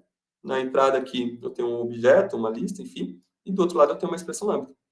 Nessa expressão lambda, eu tenho aqui 3 itens, 3 parâmetros, valor, chave e índice. Igual lá o map object, ou filter object, que existe também. E aí eu só estou dizendo, cara, eu quero este valor aqui. Eu tenho uma lista contendo só os valores. Tirei todas as chaves, só tenho os valores. É excelente quando você quer fazer essa conversão, objeto para array, tá? E aí, galera, deixa eu ver se eu não pulei nada. Não pulei, não. Eu tenho uma coisa que, por favor, não vejam. Fechem os olhos aí. Porque está depreciado, tá? Mas por que eu estou trazendo? A título de curiosidade, se vocês pegarem projetos legados, vale a pena vocês entenderem o que está acontecendo aqui. Using é uma forma de escopo, tá? Para a gente criar variáveis no local. Como é isso? Então, eu tenho uma lista de 3 itens, tá? E eu tenho um map. Eu estou iterando cada uma desses itens da lista. Antes de eu chamar fazer o que eu quero fazer com o map, que é gerar um objeto, inclusive até utilizar aqui o alias, né? O item, um cifrão só, é o item aqui do map, eu posso criar essa variável dessa forma. E funciona, galera, nas versões anteriores. Mas ele já está depreciado, não é tão recomendável utilizar. Tomem cuidado, tá? É dessa forma que a gente usa ele. Eu posso criar variáveis aqui no momento, quase que em qualquer lugar do meu código aqui. Não só na diretiva, mas não é recomendável por problemas ali que isso pode acabar gerando, né? Show! Escopo do não é tão explorado. E eu estou com um erro aqui muito louco. Ah, tá. Vamos lá. O que acontece? Escopo do é um escopo que eu posso praticamente imitar a sintaxe do meu script, só que trabalhar de uma forma local. E esse é o recomendável. Ao invés de usar o using, usa o do. Ao invés de usar, faça. Tá? Para vocês lembrar o mnemônico. Ao invés de usar, faça. Fazer o quê? eu posso fazer o que eu quiser em qualquer lugar do código com é um escopo muito legal, uma forma muito legal. Então, eu posso importar código aqui dentro. Eu tenho um separador também com tracejado. Eu posso setar variáveis aqui dentro, né? Fazer códigos mais elaborados, que tem um escopo específico. As coisas só acontecem aqui dentro. Não são afetados pelas coisas de fora, tá? E aí, por exemplo, aqui eu estou mostrando a função, né, teste, onde eu pego a versão que está no pacote, eu estou importando o pacote do runtime, a versão do DataWave que eu estou usando, é a 2.5, tá? E aí, se eu quiser testar esse import que eu fiz de fora do meu escopo, não funciona, cara. Não funciona, porque você está querendo brincar com o DataWave? Não é assim. Então, cara, é excelente quando eu quero modularizar o meu código de tal forma que eu tenha comportamentos específicos e reutilizar isso, porque são comportamentos complexos e por aí vai. O escopo do é o cara para isso, tá? O type. O type, então, praticamente eu posso criar tipos customizados. E aqui eu estou dizendo que, ó, cara, esse cara é necessário ter. Eu tenho que ter um tipo... Eu tenho um objeto tipo usuário, né? Ele tem que ter o first name e ele aceitar várias ocorrências dessa chave, né? Então eu posso ter 2 first name tranquilamente, tá? Se eu não tivesse isso, ele não ia permitir, porque eu tenho um type e ele ia dar erro, tá? Por isso que é importante. E eu tenho aqui outro nó aqui que eu posso dizer, cara, esse aqui é obrigatório? Não é obrigatório. Se ele não tiver, não dá erro. E aí eu estou dizendo que esse meu objeto de saída é do tipo usuário. Isso é muito legal quando eu quero ter objetos do tipo específico, customizado. Tá? O default, outro muito comum, galera. Toda vez que vocês querem prevenir o valor da nulo, vocês colocam um default. E aí, se esse resultado aqui for nulo, ele pega o valor default, zero coisa. Porque o valor, a variável, é nula. Estou acelerando. O match case, galera.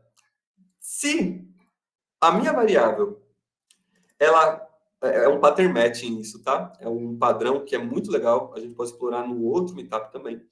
Se a minha variável, ela tem de alguma condição, ela tem um valor aqui explicitado, né, retornado. Então aqui ela é 5, é maior que 3, então ele é médiozinho. É bem legal porque é diferente do if, tá? Tem algumas diferenças. Dá para usar o if nesse caso aqui, mas tem alguns lugares que esse pattern matching brilha, tá? Já mostrei para vocês também que dá para a gente criar arrays com o to lá atrás, resolvendo aquele problema do desafio. E aqui eu simplesmente só fiz uma editação como falso, coloquei uma propriedade. E aí eu estou gerando um array contendo 5 itens. 6 itens, na verdade, né? Começando do zero. E é muito simples.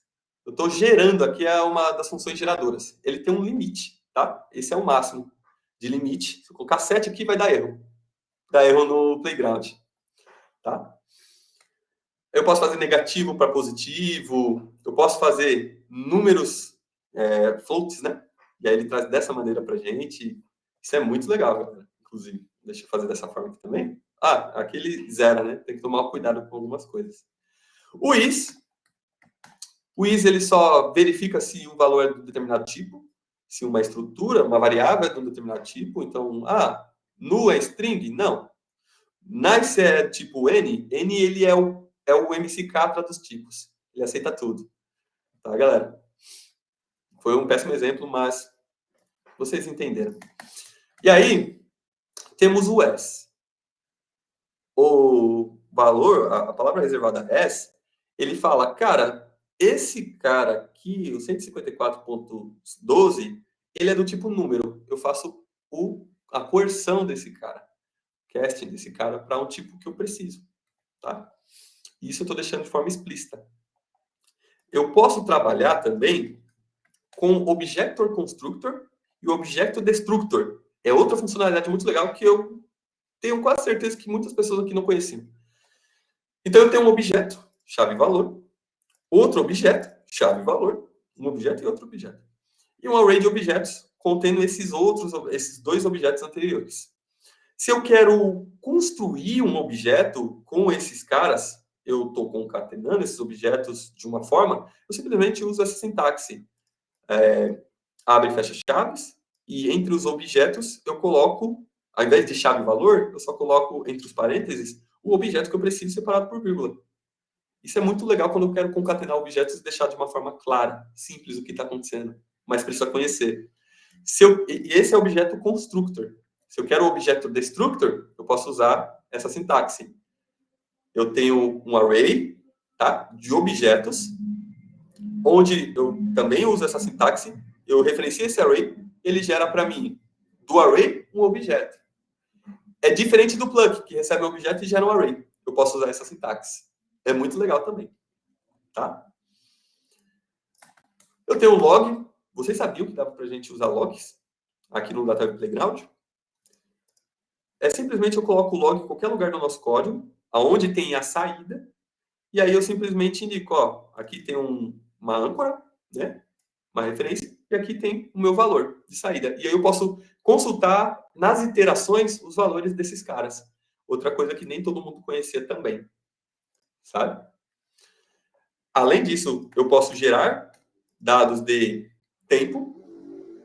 Então, quando eu uso o now, uma função now, eu indico aqui o datetime na versão padrão inglesa, né, nos Estados Unidos, acho que é ISO o nome dessa versão, dessa forma, né, código. Eu posso converter isso para timestamp. Outra dica importantíssima quando vocês forem trabalhar com transformações de dados que precisam gerar um arquivo que o nome é como timestamp. Dica boa. É só a gente fazer o caching dele, né? Voltando aqui para número. Eu posso gerar dados randômicos. Então, excelente quando vocês querem gerar mockup ou mocks. Mockup é outro tipo de fake. Dados fakes, dados para vocês testarem dados, tá? Criarem testes. Então, é excelente usar dessa maneira, tá? Então, podemos gerar aqui com números randômicos um valor aleatório dentro de um range, tá? Ou formatar esses dados também. Eu posso gerar sequências de textos, tá? Aí eu posso remover hífens e gerar textos ali aleatórios e remover os números. E é bem legal, ele gera número randômico para a gente. Então, aqui, por exemplo, eu quero gerar só um ID aleatório.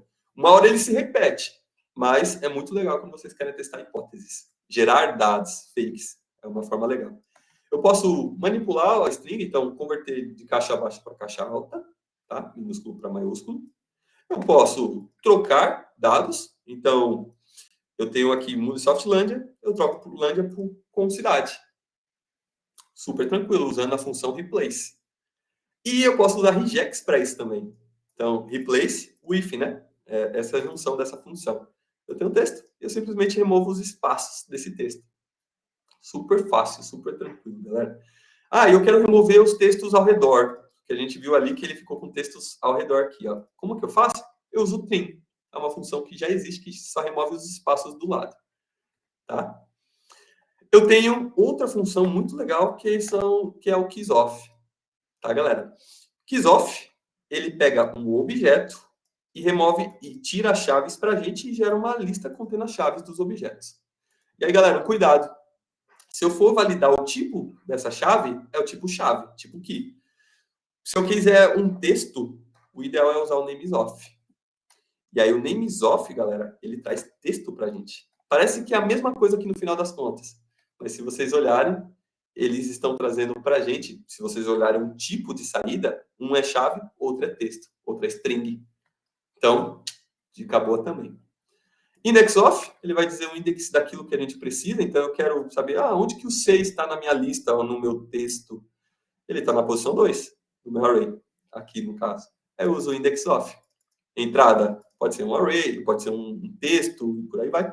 E a saída aqui, no caso, o que eu quero processar, é o tipo, a letra, o item que eu preciso saber onde está o índice. Ele vai pegar sempre a primeira ocorrência.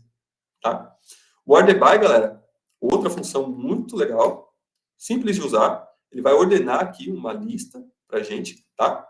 Super simples. Ele não ordena só texto, mas não ordena só número, mas ordena texto em ordem alfabética.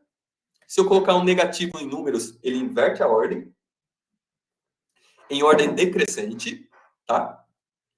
E aí eu posso trabalhar aqui, por exemplo, eu tenho um range de datas. Ele também ordena datas para a gente. Simplesmente o quê?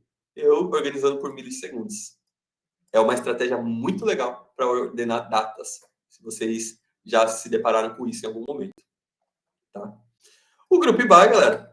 Então, o Group By, ele vai agrupar por determinado parâmetro que eu indicar. Aqui eu quero todos os itens que comecem com A. E aí ele cria um nó para a gente e separa o array com os itens que começam com A. E todos que não começam com A, ele separa em outra agrupação, outro agrupamento. Agrupação do eu ouvido. Outro agrupamento. Tá? Group By, excelente também para vocês trabalharem em casos mais complexos, onde vocês precisam converter listas para objetos. É uma outra forma de vocês fazerem. Eu já falei do Reduce, já falei do Objective Constructor e Destructor, e estou falando aqui do Group By também. Tá? Eu posso trabalhar aqui uma lista de objetos e agrupar os itens de cada um desses objetos. Também é uma opção muito legal. Tá? Aqui eu estou agrupando pelos valores. É uma outra coisa muito comum no dia a dia. Tá? O Split By, então ele vai cortar o nosso texto, ele vai splitar, tá? Cortar o nosso texto por algum tipo de critério que a gente desejar. Eu quero aqui que ele corte pelo E. Então, tudo que é em minúsculo, ele vai lá e corta. Esse, eu posso fazer isso, por exemplo, para quando eu quero trabalhar numa validação de P, por exemplo. E aí eu falo, o 92, tal, aí eu splito, eu corto pelo ponto, tá? Ou eu posso cortar, e aí, galera, dica. Quando eu tenho um texto e eu quero converter no array porque eu quero processar esse texto de alguma forma, eu faço um split para converter de string para array. É assim que se faz. Tá? E aí eu simplesmente não coloco nada. E aí ele vai cortar cada letra, colocar como um array para a gente. Tá? O join by, ele faz o processo inverso do split by. Então ele tem ali uma lista de itens e ele unifica. Aqui eu estou falando que eu quero unificar por vírgula. Tá? E eu estou concatenando. Simples assim. Com esse texto são topzeiras. O upper, ele vai fazer praticamente o que a gente... Né? Ele vai deixar tudo caixa alta. Antes eu fiz um corte, depois eu fiz um join pelo espaço, cortei cada item e coloquei espaço, e por fim deixei com qualidade. O flatten, famigerado flatten, a ideia dele é nivelar dentro de um array. Se eu tenho 2 níveis de array, ele deixa tudo no mesmo nível. Então, praticamente, eu tenho 3 arrays aqui dentro de um array. Se eu fosse colocar aqui para vocês verem, array de array fica dessa forma. Mas, quando eu passo no flatten, ele está nivelado. Está tudo no mesmo nível. Nível 1. Nível 0, no caso, né? De profundidade. O update, ele vai atualizar uma chave para a gente, que a gente indicar de acordo com algum parâmetro. Então, eu tenho um ponto last. Eu estou falando que eu quero atualizar essa chave de mim para Muley toda vez que ele aparecer. Tá? Eu posso trabalhar de uma forma específica, né? Então, eu uso aqui um alias para dizer, cara, esse valor que está nele, o min, concatena com esse, junta aqui, faz um trabalho diferente. É muito legal o update para isso. Dá para trabalhar aqui para dizer, cara, é para você trocar isso aqui forçadamente. É para você fazer essa troca. Tá? Beleza, se eu tirar essa chave, o que acontece? Ele vai colocar. Esse cara aqui, ele atualiza ou ele insere a chave? Ele faz o upsert. Tá? E por fim, mas não menos importante, eu tenho aqui o uso de variável, onde eu posso aplicar uma condicional aqui no meu case, dentro do update, e aí ele trabalha de uma forma específica, dependendo da condicional. Isso também é muito legal. Ele vai aplicar isso aqui se atender a condicional. Tá? O read, galera, ele vai ler um arquivo, por exemplo, um arquivo de texto, e vai converter para a gente da forma que a gente precisa. Dos parâmetros, 2 parâmetros dele, tem 3. É o texto que a gente precisa e o tipo de saída. Então, ele lê o texto e retorna uma saída que a gente especificou. Tá? Tudo que é texto, ele retorna uma saída. Eu posso falar que é texto, posso falar que é JSON, por aí vai. O write é o contrário disso. Ele lê um tipo diferente e ele retorna um texto. Então, eu estou falando aqui que o retorno dele é do tipo text plain. Mas o retorno pode ser do tipo JSON. E aí ele sai como texto. É o contrário, tá? O processo. Acabou, galera. Falta só esse. O zip, então ele recebe 2 itens e ele processa os 2 itens. Lembra da blusa, o zip? Ele não junta duas coisas? Esse zip ele faz esse processo de juntar duas listas do mesmo tamanho, tá? Em uma só. O unzip ele faz um processo inverso. Então eu preciso primeiro zipar para depois dezipar. Desipar. Ele vai trazer uma lista para a gente igual nesse modelo, igual nessa operação, tá, galera? Imagine que é o contrário, tá? Da forma que eu fiz aqui, ele fez o zip, ele unificou as listas, né? Então, o que é 0 está com A, o que é 1 está com B. É isso aqui. Aí, o contrário é fazer dessa maneira. Então, 0, 0, por aí vai. Ou 0, 1 e A e B. Ele vai voltar o unzip, tá? E o último, e não tão conhecido, não sei se vocês já usaram, deixem comentários aí se vocês já usaram alguma vez, é o DEM, tá? Para que ele serve? Ele é uma pipe, um cano, um tubo, que ele recebe o valor, e se esse valor não estiver preenchido ali por algum motivo, então, por exemplo, ó, deixa eu pegar aqui, eu tenho um payload com o valor Victor, e aí eu estou falando, cara, esse valor que está aqui, eu quero concatenar com açaí, com Victor e açaí, tá? Ele está preenchido? Então passa para frente. Se ele estiver como nulo, qual que é o resultado? Opa, aqui não. Aí eu estou aqui no segundo. Qual que é o resultado? Se ele estiver como nulo, ele retorna nulo. Então ele protege o nosso código de receber códigos nulos numa operação, que nem eu tomei o erro aqui. Esse erro que eu tomei é porque eu não fui protegido, tá? Que ele é nulo. Aqui agora eu sou protegido. Isso é muito legal, galera. Show! Galera, Renato, eu acho que a gente estourou um pouco o tempo, né, cara? Opa, não, mas acho que tá bem aí proveitoso. Tem mais alguma parte aí? Tem. A última sessão. Manda ver.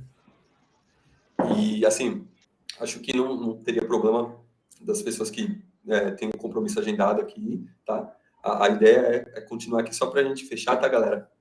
Acho que tem mais 15 minutinhos de conteúdo e é super rápido, tá?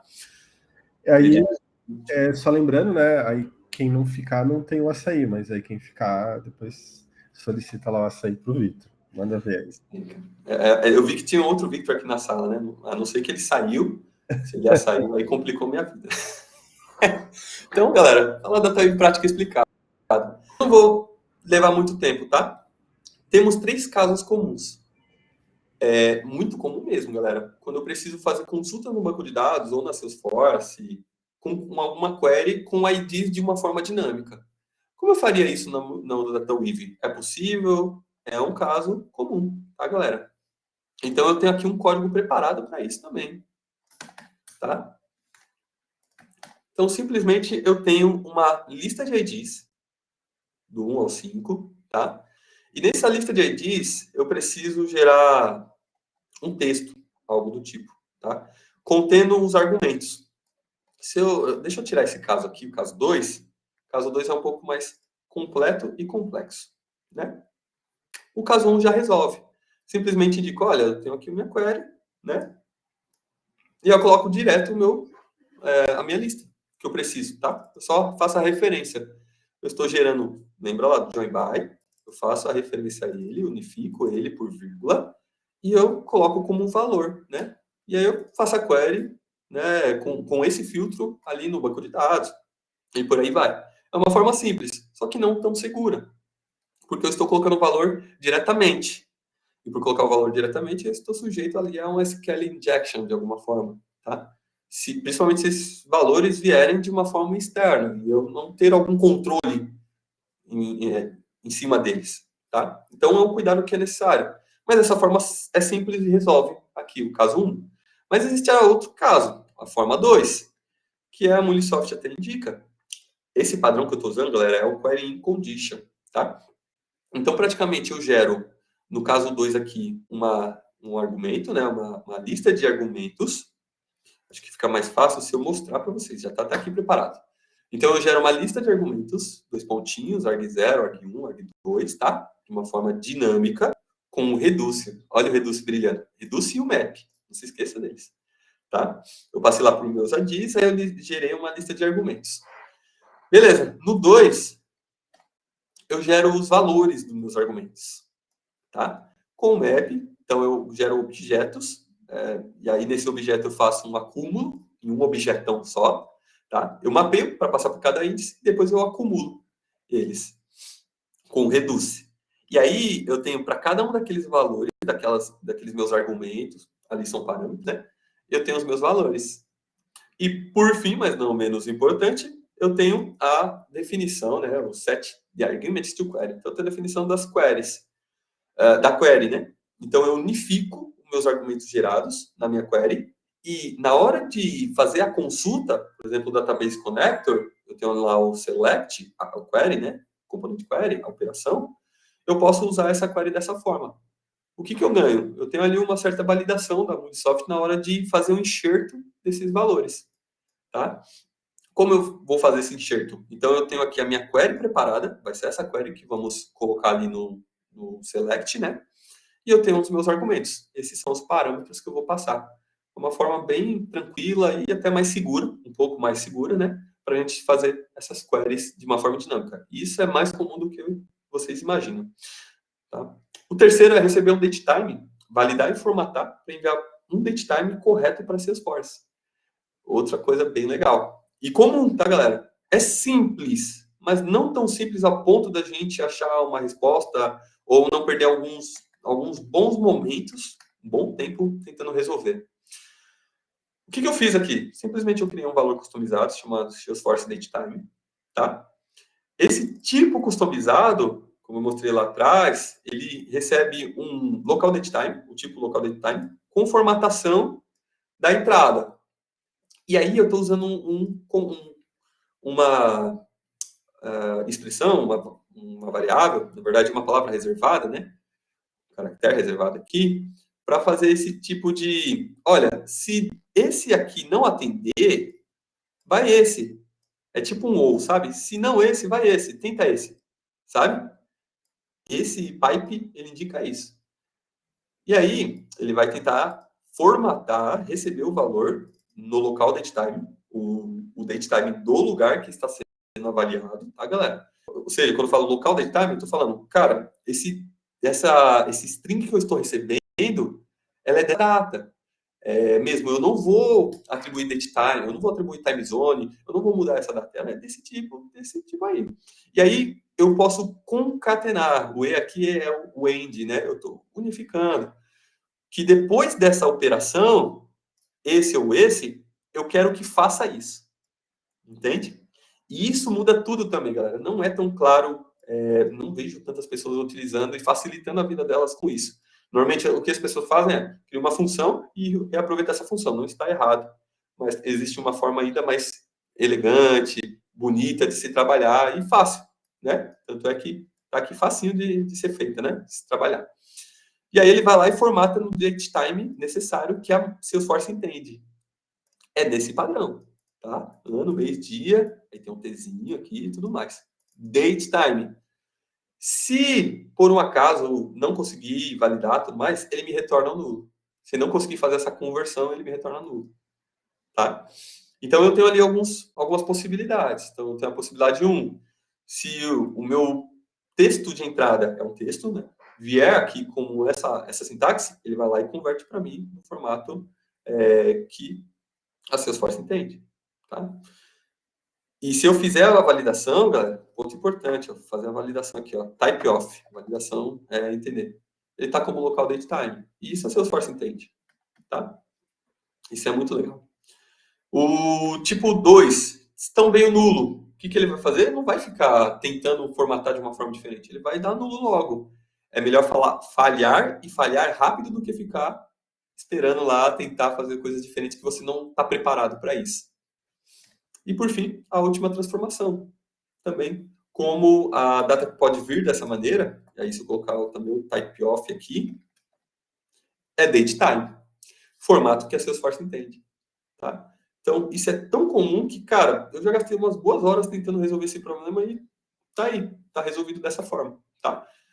Então, usem esse vídeo, quando estiver gravado lá no futuro, você que está assistindo aí no futuro, como uma referência, tá? E, galera, o último, mas não menos importante. Vocês lembram do desafio que fizemos lá no começo? Eu acho que passou tanto tempo que o pessoal esqueceu. Todo aquele desafio foi desenhado, foi criado no DataWeave. Aquela página HTML foi gerada no DataWeave. Tá? Então, eu posso converter um JSON, um XML, qualquer coisa que chega para HTML e expor uma página. Na verdade, a página completa ela foi exposta através de um projeto Mulisoft, uma API Mulisoft, uma aplicação Mulisoft. E eu estou funcionando como um server-side, expondo uma página, né, estática. Então, todo o processamento está acontecendo no lado do servidor e expondo para o cliente uma página estática já processada, bonitinha. E tudo isso eu fiz no DataWeave. Olha que legal. E é simples como isso. Eu tenho um XML, eu digo, cara, não escreva uma declaração que ele tem. Tá? Pessoal, tá todo mundo aí comigo? Tá todo mundo vendo minha tela? Sim, sim. Que sumiu aqui o negocinho. Bom, então, não escreva a declaração. Ele importa aqui um código de JavaScript, se eu quiser deixar separado. Eu trouxe aqui só para a título de curiosidade. E aí eu coloco os nós da forma que eu precisar. Cara, isso aqui é sensacional, sabe? É uma forma excelente de se trabalhar também. E por que é um caso comum? Se vocês quiserem, vocês podem criar páginas de status, de consulta de status. Processamento de X API aconteceu de tal forma, e a gente expõe essa página estática dessa maneira. Eu posso consultar, fazer um inventário de APIs. Dessa forma é possível. Tá? Eu posso fazer o que eu quiser aqui, simplesmente expondo uma API Mulisoft que já resolve esse meu problema. Então, as possibilidades são infinitas, são imensas, né? Eu estou trabalhando aqui como um código DataWeave e simplesmente se eu quiser trazer um atributo, eu coloco aqui como arroba, né? Nesse táxi, aqui é chave e valor, né? Antes da chave, antes de indicar o valor aqui, né? De separar. E aqui eu tenho um valor. Eu posso indicar o valor e quando vocês recebem um código, por exemplo, a saída esperada, tá aqui, ó. Eu passo uma variável. Ele pode mudar para mim só o que eu preciso e expor para vocês uma página processada, renderizada, bonitinha, ali no front-end. Então, isso, cara, é sensacional. Aqui embaixo eu uso o script, né? Onde tem as funcionalidades. Então, aparece lá os textos lá, bonitão, motivacionais, tudo mais, né? É isso, galera. Aí, é isso aqui, os 3 casos comuns. Agora, dicas práticas e para fechar com chave de ouro. Como eu disse, eu acho que essa é uma das partes também que mais valem a pena da apresentação. Guardem bem isso. São 9 dicas práticas, fora todas as outras que a gente já trouxe aqui para vocês, né? Todo mundo colaborou, todo mundo contribuiu. Isso pode mudar tudo aí no desenvolvimento de resoluções de problemas com DataWeave. Primeiro, o body sempre retorna apenas o valor, mesmo a nível de script ou a nível de escopo if ou do. Então, a criança está chegando aqui, então ela processou, ela teve um medo, ela voltou. Um valor. Uma criança só que volta.